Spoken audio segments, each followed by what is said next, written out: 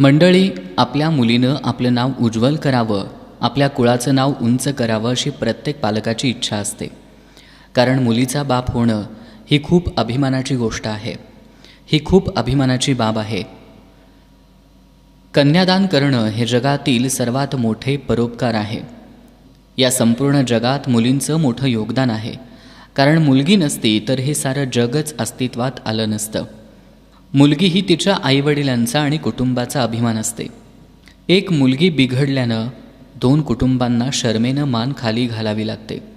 पहिले वडील, वडिलांचं कुटुंब आणि दुसरं म्हणजे सासरचं. सासू सासरे यांचं नाव, आदर, कीर्ती हे दोन्ही मातीत मिसळतात. मुलीचं चारित्र्य चांगलं बनवणं हे सर्व पालकांवर अवलंबून असतं. पालक आपल्या मुलींना चांगले संस्कार कसे देतात यावर अवलंबून आहे. गरुड पुराणात त्याबद्दल एक कथा आहे. कलिंगपूर गावात एक छोटंसं गाव होतं. त्याच नगरात बासुदत्त नावाचा ब्राह्मण राहत होता. त्याला एक अतिशय सुंदर मुलगी होती, जिचं नाव सुदेवा होतं. सुदेवा अतिशय चंचल मनाची होती. ती खूप सुंदर होती. सुदेवाला तिच्या आईवडिलांची ती खूप लाडकी होती. वडील बासुदत्त यांना त्यांच्या मुलीला स्वतःपासून वेगळं करायचं नव्हतं. कारण ते त्यांच्या मुलीशी खूप संलग्न होते. तिच्यावर त्यांचं खूप प्रेम होतं. त्यांनी तिचे इतके लाड केले की त्यानं आपल्या मुलीच्या प्रत्येक इच्छा पूर्ण केल्या आणि याचप्रमाणे त्याच्या मुलीला बिघडवलं, उद्धट स्वभावाची बनवलं. असं म्हणतात की खूप स्वातंत्र्य मुलांना मुक्त करतं आणि त्यांना बिघडवतं. मी असं म्हणत नाही की तुम्ही तुमच्या मुलांवर प्रेम करू नका. प्रत्येक पालकानं आपल्या मुलांवर प्रेम केलं पाहिजे. त्यांचे वेळोवेळी लाड केले पाहिजेत आणि त्यांना चांगले कपडे देखील घालावेत. परंतु वेळ आल्यावर त्यांना वेळोवेळी फटकारणं देखील आवश्यक आहे. त्यांना सुसंस्कृत असणं सुद्धा तितकंच महत्त्वाचं आहे. कुणाचा मुलगा किंवा कुणाची मुलगी हा दुष्ट स्वभावाचा असेल तर त्यामुळं त्याला आयुष्यभर त्याचा नक्कीच त्रास होतो आणि त्याचा मूर्खपणामुळं त्याच्या पालकांनाही त्रास होतो. इथं बासुदत्ताची मुलगी प्रेमात वाढली आणि लग्नासाठी पात्र झाली. बासुदत्ताने एक गोष्ट विचार केला की मी माझ्या मुलीचं लग्न त्या माणसाशी करीन जो माझ्या घरी घरजावई म्हणून राहणार असेल.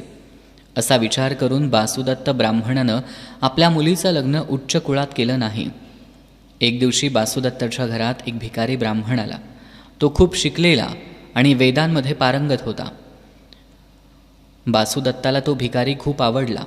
त्याचं नाव आणि कुळ विचारून त्यानं आपल्या मुलीचं लग्न त्या कौसुक गोत्री ब्राह्मणाशी लावलं आणि त्यांनी त्याच्यासमोर अट मांडली की लग्नानंतर तुला आमच्या मुलीला घेऊन इथंच राहावं लागेल.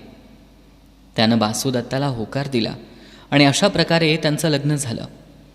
आता सुदेवाशी लग्न करून तिचा नवरा सुदेवाच्या वडिलांच्या घरी राहू लागला. सुदेवाचे वडील बासुदत्त हे ब्राह्मण होते. ते शहरातील एक अतिशय श्रीमंत माणूस होते. वडील खूप श्रीमंत आहेत असा विचार करून सुदेवा उद्धट स्वभावाची झाली होती. ती रोज नवऱ्याचा अपमान करत असते. नवऱ्याला उलट उत्तर करण्याची कोणतीच संधी सुदेवा सोडत नसे. तो ब्राह्मण सुदेवाचा नवरा खूप विद्वान होता. तो खूप हुशार आणि चांगला समंजस माणूस होता. पत्नीला तो कधीच काही बोलला नव्हता. सुदेवानं कधीही पतीची सेवा केली नाही. उलट ती नेहमी पतीशी उद्धट बोलायची. कारण वडिलांच्या इथं राहिल्यामुळं ती बिनधास्त होती. कधीकधी ती नवऱ्याला टोमणा मारायची. माझ्या वडिलांच्या घरी राहून तुमचा उदरनिर्वाह चालतो. पत्नीचे रोजचे टोमणे ऐकून सुदेवाचा नवरा अस्वस्थ झाला आणि एक दिवशी तो तिला न सांगता घरातून निघून गेला. आपल्या जावयाच्या जाण्यानं बासुदत्ताला फार वाईट वाटलं. बासुदत्त विचार करू लागले की माझ्या मुलीच्या वाईट वागणुकीमुळं माझा जावई तिला सोडून गेला.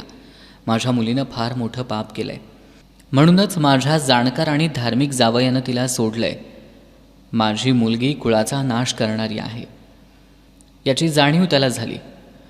म्हणून म्हणतो, प्रत्येक आईवडिलांनी आपल्या मुलांवरती त्यांचे लाड कितपत करायचे आणि त्यांच्यावरती संस्कार कसे करायचे ह्या गोष्टींचा विचार करणं फार महत्त्वाचं आहे. नाहीतर तुमची मुलं वाया जाऊ शकतात. बासुदत्ताचं किंवा सुदैवाचं हे उदाहरण फक्त प्राथमिक आहे. अनेक घरांमध्ये हीच गोष्ट घडते. आपल्या मुलांना आपण वाढवताना त्यांच्यावरती संस्कार करणं विसरतो आणि त्यांचे फक्त लाडच करत राहतो. थोडंसं याचा विचार करणं गरजेचं आहे.